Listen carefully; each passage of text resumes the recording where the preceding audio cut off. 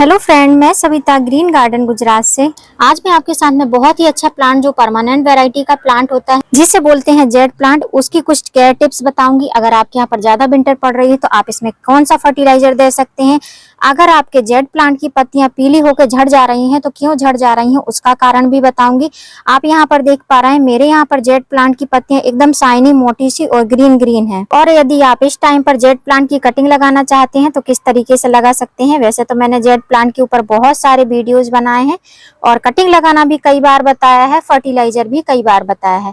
लेकिन आपके यहाँ पर अगर विंटर काफी ज्यादा है, धूप बहुत कम हो रही है, तो आज मैं जो फर्टिलाइजर बताऊंगी उससे आपके जेड प्लांट की ग्रोथ बहुत तेजी से होगी। और मेरे यहाँ पर तो धूप निकलती रहती है लेकिन ठंडक रहती है, सुबह शाम काफी ज्यादा ठंडक रहती है, एकदम ठंड हवाएं चलती रहती हैं। केयर करें जिससे कि आपका प्लांट जो है एकदम हेल्दी रहे, बूसी रहे और ग्रीन बना रहे। अधिकतर सभी लोगों को पता है कि जेड प्लांट एक सकुलेंट वैरायटी का प्लांट है। इसकी पत्तियों का शेप देखेंगे, इसको टच करके के देखेंगे तो इसकी पत्तियों में जेल भरा हुआ रहता है। ये एक सकुलेंट वैरायटी का प्लांट होता है जो अपनी पत्तियों में जो है पानी स्टोर करके रखता है। तो इस चीज से ये तो पता चल ही जाता है कि अगर ये पत्तियों में पानी स्टोर करके रखता है तो हमको इसको पानी बहुत कम मात्रा में देना है। गर्मी आ रहा है तो आप रोज ही पानी दे सकते हैं, और ठंडी है, अगर आपके यहाँ पर बिल्कुल भी धूप नहीं निकल रही है तो आप बहुत सावधानी से इसमें वाटरिंग करें।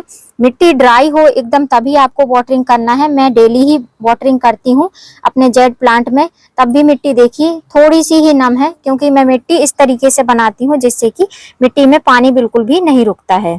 तो ये तो एक टिप्स हो गई कि आपको जो है इसको पानी बहुत कम मात्रा में देना है। विंटर में तो बहुत ही सोच समझ के पानी देना है, बिल्कुल भी ज्यादा पानी ना होने दें। अगर ज्यादा पानी हो जाएगा तो इसकी पत्तियां पीली होकर झड़ने लगेंगी। लेकिन ज्यादा पानी नहीं देना है इसका मतलब ये भी नहीं है कि हमको इसमें वाटरिंग ही बिल्कुल कम कर देना है। आपको मिट्टी को हमेशा चेक करना है। उसके बाद में मिट्टी अगर आपको बिल्कुल ड्राई दिखाई देती है तो आपको पानी देना है, या इस तरीके से ऊपर ऊपर का सरफेस जो है मिट्टी का, अगर आप इस तरीके से थोड़ा सा हाथ से ऊपर नीचे करेंगे, ड्राई दिखती है तो आप थोड़ी मात्रा में इसको पानी दीजिए। क्योंकि अधिकतर होता क्या है कि प्लांट छोटा रहता है, गमला बड़ा रहता है, तो गमला बड़ा रहता है वो पानी ज्यादा सोख लेता है क्योंकि उसमें मिट्टी बहुत ज्यादा फिल रहती है।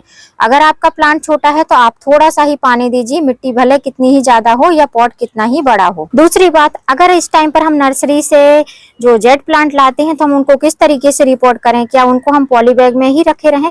तो ऐसा बिल्कुल नहीं है, आप उनको रिपोर्ट कर सकते हैं। नर्सरी वाले भी अधिकतर कटिंग से ही प्लांट लगाते हैं, जैसे कि मैं कटिंग लगाकर सेल करती हूँ, उसी तरीके से नर्सरी वाले भी जेड प्लांट तैयार करते हैं। जो रेड सॉइल में होते हैं वो जो है पुणे वैरायटी रहती है, उनको नहीं लगाते हैं। बाकी अधिकतर नर्सरी वाले जेड प्लांट की कटिंग लगा लेते हैं। तो यदि आप नर्सरी से इस तरीके के पॉली बैग में लेकर आए हैं प्लांट, तो उनको लगाने के लिए आपको ये जो सॉइल मिक्स देख रहे हैं इसमें 50% गार्डन सॉइल है, 50% सैंड है, और भी कोई चीज इसमें मिक्स नहीं है। आप चाहें तो इसमें नीम खली का यूज कर सकते हैं, मैं बिल्कुल नहीं यूज करती हूँ इसलिए मैं आपको बता रही हूँ। भले ही ये जेड प्लांट जो है सकुलेंट वैरायटी का प्लांट रहता है, पर जेड प्लांट एक परमानेंट प्लांट होता है। तो ये तो रहा हमारा जो जेड प्लांट का सॉइल मिक्स। उसके बाद में इसको हम पहले निकाल लेंगे पॉट में से, जो हमारा पॉली बैग है उसमें से हम इसको निकाल लेंगे। अच्छी तरीके से निकालना है। आपको इस चीज का ध्यान देना है कि अभी जो है विंटर है, अगर आपके यहाँ पर ज्यादा विंटर है बिल्कुल भी रूट को आप डैमेज मत करिएगा, इसी तरीके से हम लगाएंगे। मैं आपके लिए बता रही हूँ, बाकी तो मैं इसको प्रॉपर रूट, बेयर रूट करके भी इसको लगा सकती हूँ और ये लग जाएगा। तो मैं ये 2 प्लांट लगाऊंगी क्योंकि मुझे जो है आगे चल के इनकी टोपियरी बनानी है। तो इस तरीके से मैं थोड़ा सा ज्यादा ही खींच तान कर रही हूँ, आप ऐसे बिल्कुल मत करिएगा, आराम से इसको पॉली बैग से निकालना है। उसके बाद में मैंने ये मिट्टी का पॉट लिया है और इसमें ड्रेनेज का होल बहुत अच्छा है। मिट्टी के पॉट का एक प्रॉफिट ये है कि इसमें पानी बहुत ज्यादा स्टोर नहीं होगा, अपने आप ही मॉइस्चर लेवल मेंटेन रहेगा। अगर आप डेली भी वाटरिंग करते हैं तो कोई दिक्कत नहीं होगी। अब इसमें हम मिट्टी फिल कर लेंगे। अब जैसा कि आपको ये दिख रहा है, ये एक बोनसाई टाइप का पॉट है, इसमें बोनसाई प्लांट आप लगा सकते हैं। तो मैं जेड प्लांट की टोपियरी बनाऊंगी, तो मैंने इसी को ये सैलो पॉट लिया है। तो और जो हमारे इसमें मिट्टी है ये ज्यादा है, तो नीचे की मिट्टी को मैं हटा दूंगी।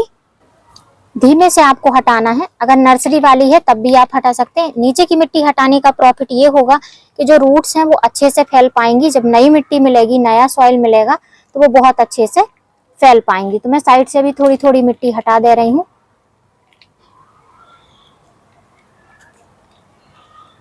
इस तरीके से।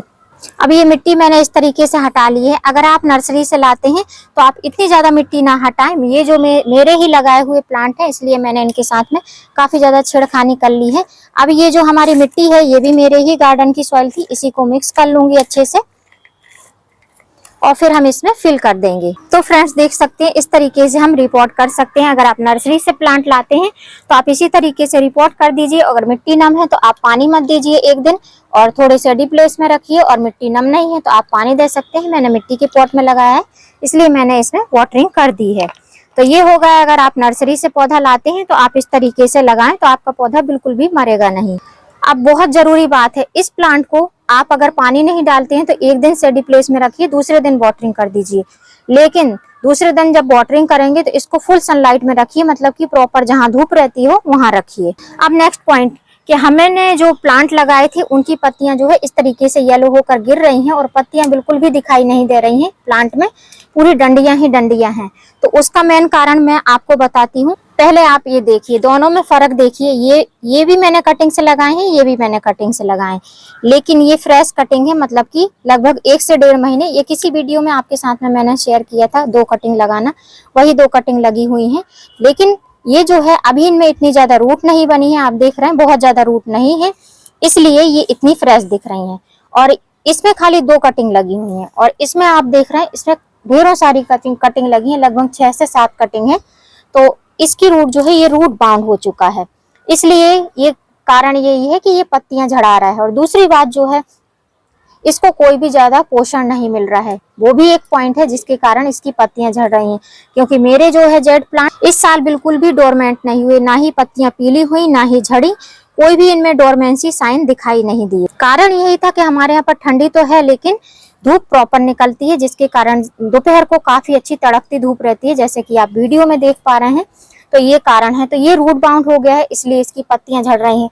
दूसरा कारण ये भी हो सकता है, जब आप पानी ज्यादा कर देते हैं, पानी रुक जाता है, ठहर जाता है आपके गमले में, इसके कारण भी आपके प्लांट की जो है पत्तियां झड़ती हों। तो इसके लिए भी हम सेम प्रोसेस करेंगे कि अगर आपको कटिंग रिपोर्ट करनी है तो आप किस तरीके से रिपोर्ट कर सकते हैं। जैसे कि मेरा ये रूट बाउंड हो चुका है, तो अगर अब हमको मार्च अप्रैल में इसमें बहुत अच्छे से ग्रीनरी चाहिए, बहुत ही बूसी प्लांट चाहिए, तो हम किस तरीके से कर सकते हैं। तो आप देख सकते हैं ये बहुत ही ज्यादा रूट बाउंड है, जिसके कारण ये निकल नहीं रहा है।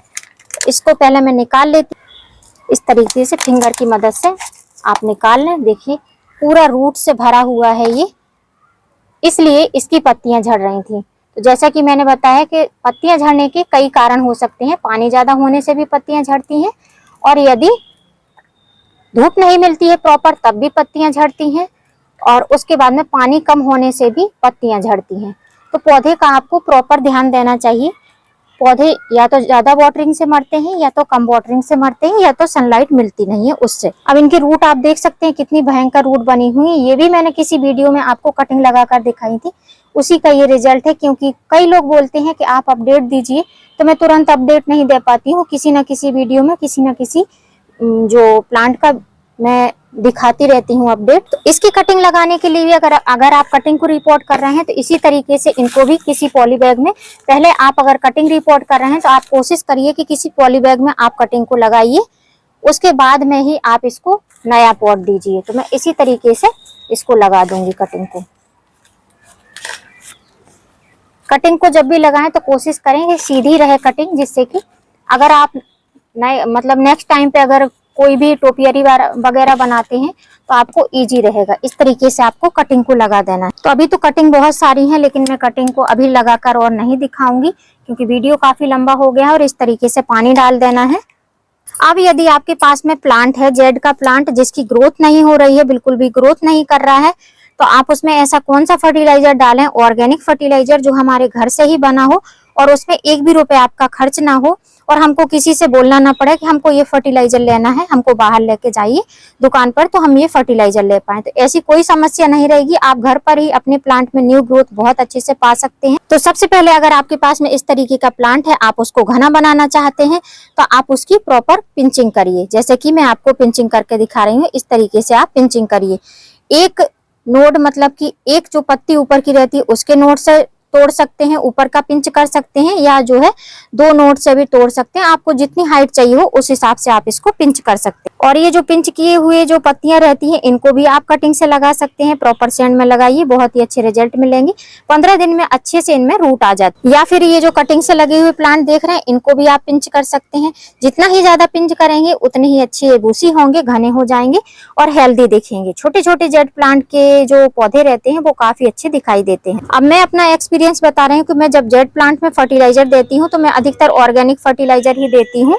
तो ये जो मेरे हाथ में आप देख रहे हैं रेड कलर का जो आपको जो लिक्विड दिखाई दे रहा है, ये बहुत ही अच्छा फर्टिलाइजर है। मैं जो है अधिकतर महीने में एक बार ये फर्टिलाइजर अपने जेड प्लांट को देती हूँ।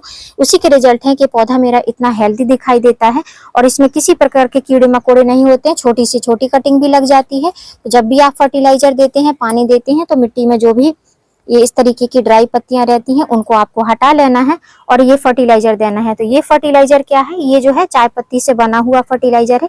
इसमें मैंने 1 चम्मच चाय पत्ती और जो है 1 टुकड़ा दालचीनी का डाल के रखा है। तो ये मैंने 2 दिन तक भिगो कर रखा। इस फर्टिलाइजर को बनाने के लिए आपको 1 गिलास में पानी लेना है। मैंने पानी थोड़ा सा ज्यादा कर लिया। इस तरीके से पानी लेना है। उसके बाद में हमको लेना है 1 चम्मच चाय पत्ती, जो हमारे घर में चाय बनाने में यूज होती है। आप जो है फ्रेश टी लीफ भी ले सकते हैं चाय पत्ती, या जो है आपकी यूज करी चाय पत्ती है वो भी ले सकते हैं। इसे आपको 2 नाइट तक इसको भिगोना है। अगर आप इसमें चाहते हैं, आपकी मिट्टी में थोड़े से भी कीड़े मकोड़े हैं, तो आप इसमें दालचीनी का 1 टुकड़ा डाल सकते हैं या लौंग डाल सकते हैं, जिससे कि आपके पौधे में कोई भी कीड़े मकोड़े वगैरह नहीं लगेंगे। इनको 2 नाइट तक भिगो कर रखना है और तीसरे मॉर्निंग में सुबह आपको इनका यूज करना है। तीसरे दिन मॉर्निंग में आपको ये लिक्विड कुछ इस तरीके से दिखाई देगा। यहाँ पर नीचे आप देखेंगे तो नीचे जो है चाय पत्ती आपको मिलेगी। तो इस तरीका का ये जो है लिक्विड फर्टिलाइजर बनकर रेडी होगा। ये फर्टिलाइजर का क्या काम करेगा, आपके पौधे की ग्रोथ बढ़ाएगा, पत्तियों को चमकीला बनाएगा। अगर पौधे की आपकी ग्रोथ नहीं हो रही है जेड प्लांट की, तो बहुत तेजी से ग्रोथ भी करेगा। इस लिक्विड फर्टिलाइजर का यूज करने के लिए आपको 1 मग में पानी लेना है और 1 मग पानी लेने के बाद में ये जो लिक्विड फर्टिलाइजर है ये 50 ml आपको 1 मग पानी में डालना है। मतलब 500 ग्राम में 50 ml आपको यूज करना है और एज इट इज इसी तरीके से अपने पौधे में दे देना है। आप चाहें तो इसको ऊपर जो है पत्तियों पर भी इस तरीके से थोड़ा सा साबरिंग करा सकते हैं। उम्मीद करती हूँ वीडियो हेल्पफुल रहा होगा। वीडियो यदि अच्छा लगा हो तो वीडियो को लाइक करना, सब्सक्राइब करना बेल आइकन के साथ, जिससे कि मेरे आने वाली हर वीडियो की नोटिफिकेशन आपको मिलती रहे। तो फिर मिलती हूँ किसी नई वीडियो में नए टॉपिक के साथ। तब तक के लिए हैप्पी गार्डनिंग।